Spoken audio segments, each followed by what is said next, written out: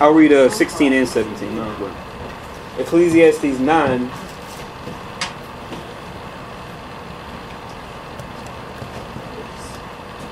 Verses 16 and 17.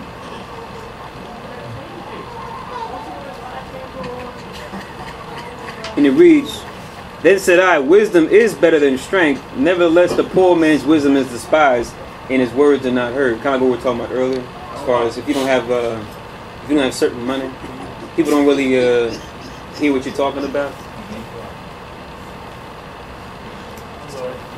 So now it says in verse 17, the words of wise men are heard and quiet more than the cry of him that ruleth among fools. So they can speak what they're saying quietly, but just what those words mean. Right. If there's sound words and sound judgment, that's going to be heard more than the cry of those rule among fools, because he's not saying anything, even though he talketh much, and it can be heard much. So, thank you. So we're going to continue on in Luke 5. And now verse 4. It says, Now when he had left speaking, he said unto Simon, Launch out into the deep, and let down your nets for a draught. And Simon answering said unto him, Master, we have toiled all the night, and have taken nothing. Nevertheless, at thy word, I will let down the net. So he had been out all night trying to fish, and they had got nothing, and they had come back. The ships were docked on the shore. They were washing out their nets. They were pretty much done for the day. So he gets in the ship and start teaching, and after he's finished, cast it out. He's like, look, man, we done been through this all night long. But if you say so, all right, cool, we're going to go back out. Right? Verse 6.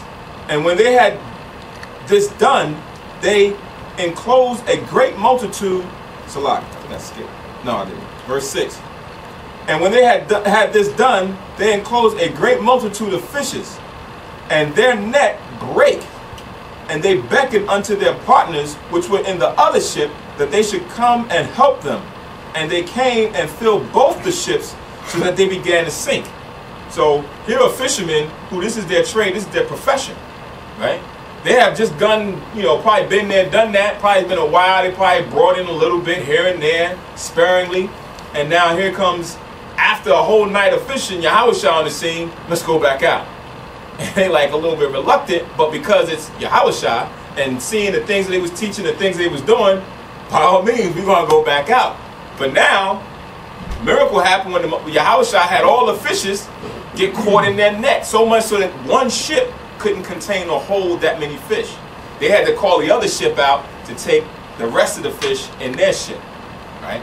So that's a miraculous thing for those who are fishermen, to have this carpenter come and take them out and have them reap the benefits of this amount of fish just one time, right? Mm-hmm. Verse 7. And they beckoned unto their partners which were in the other ship, that they should come and help them. And they came and filled both ships, so that they began to sink. So the weight of the amount of fish caused the boat to sink further down in the water. When Simon Peter saw it, he fell down at Yahushua's knees, saying, Depart from me, for I am a sinful man, O Lord. So he felt humbled. He felt unworthy that Yahushua now should come and do this for them, right? That why am I privileged enough to have this happen? You know what I've done? You know what I've been through? I'm not right for this, man. I'm not worthy of this. Don't do this for me. That's pretty much what he was doing. Same thing like when you read in Isaiah the 6th chapter, where the Most High showed Isaiah the vision of what was going on in heaven. And Isaiah was witnessing. He was like, I'm a man of unclean lips. I shouldn't see this. Right? But the Most High had said, don't worry about it. I've cleansed you. Everything is good. Don't worry about it. I want you to see this. You write it down and keep it and put it in a book. So now here is Simon Peter go through those same type of emotions where something has been done for him so on a miraculous level that it's like, dang, man, I don't think why would you do that for me? Why me? Type thing. And it's funny how when blessings come, it's like, why me? when curses come, why me? right. People are like, why me? Why me? Right? But when either one comes, of course you rather the blessing. Right. But what happens is you start to consider all of the things that you've done wrong, that it doesn't seem fair that the Most High should grant you something of that magnitude.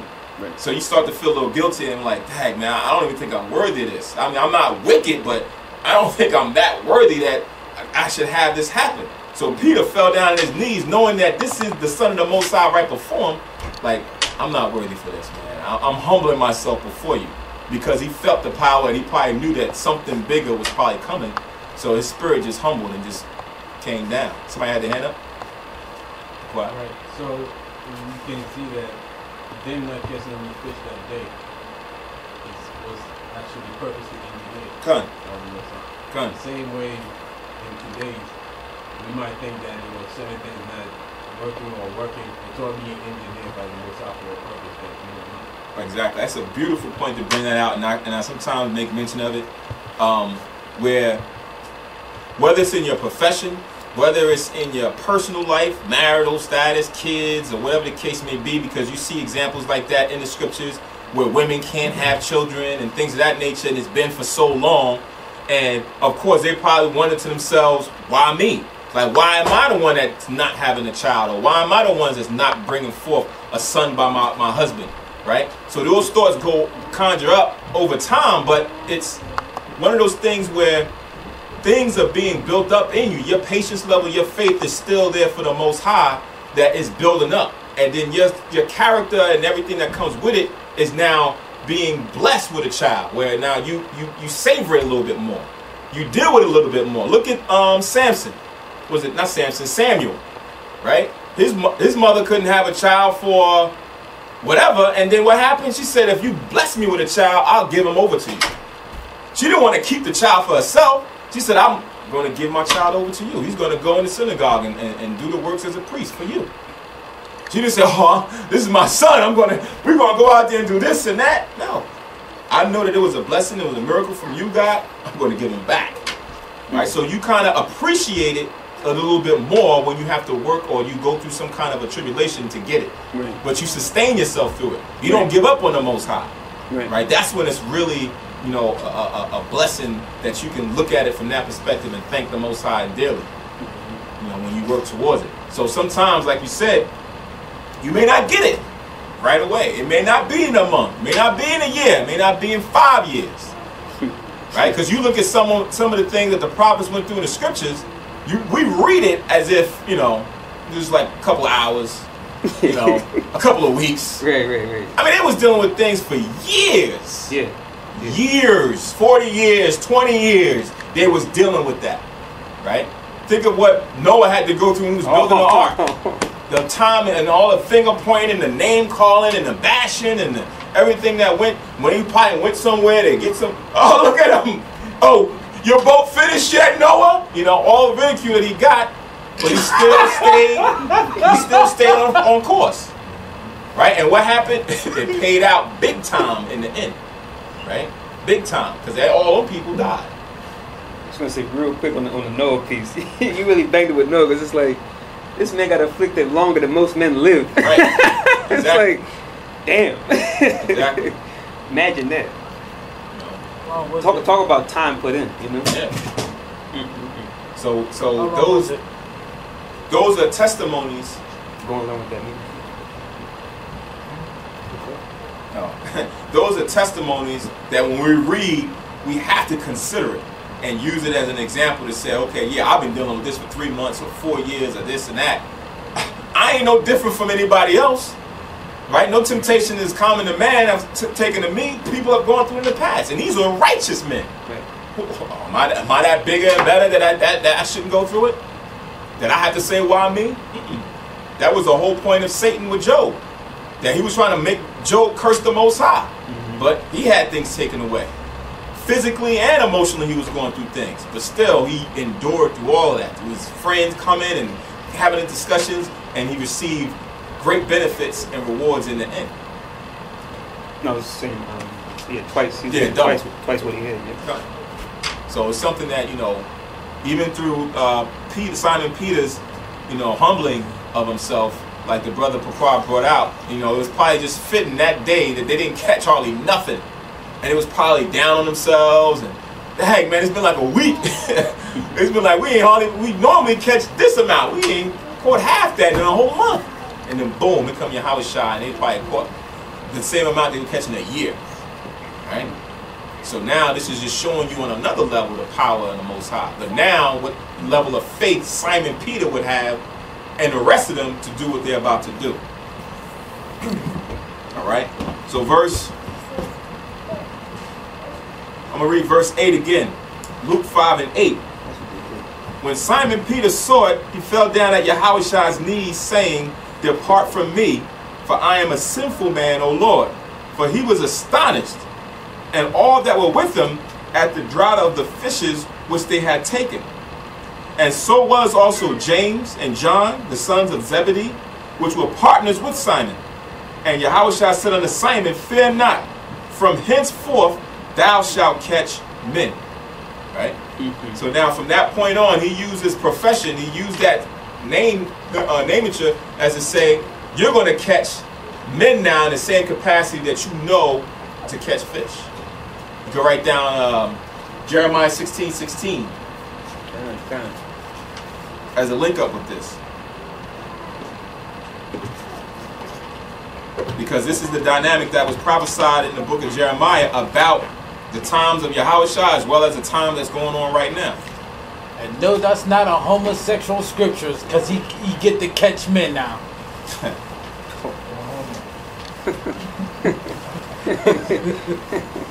I wasn't thinking about that. I wasn't thinking about that.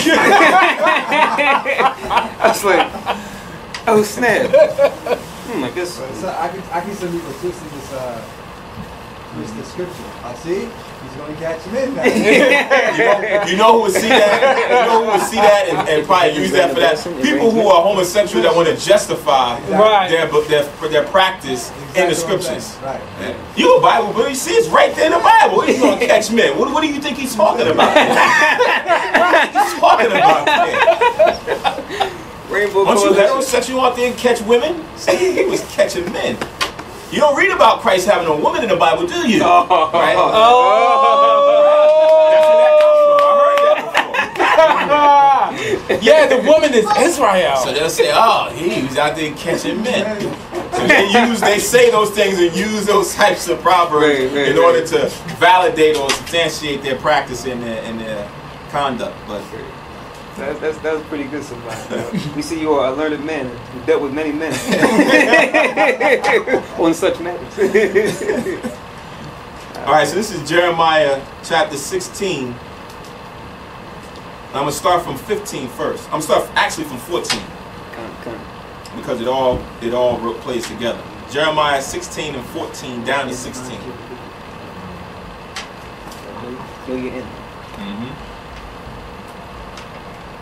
Jeremiah chapter 16 verse 14, it says, Therefore behold, the days come, saith the Lord, that it shall no more be said, The Lord liveth, that brought up the children of Israel out of the land of Egypt.